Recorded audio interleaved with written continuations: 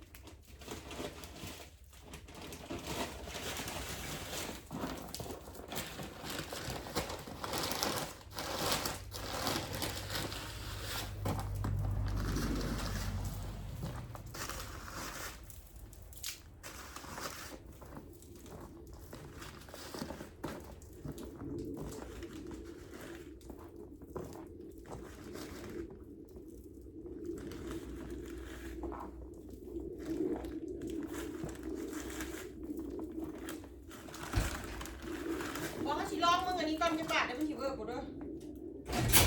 เวิร์กแล้วไฟของแห้งแล้วนี่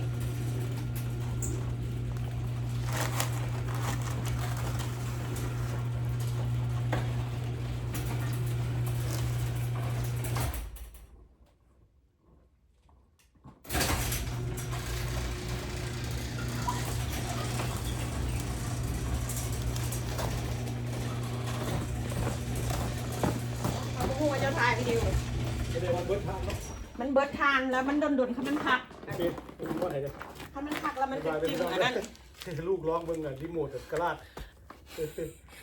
อันน่ะขั้นไม่นานนั่นพักแล้วกะอันน่ะเอียงเกาะ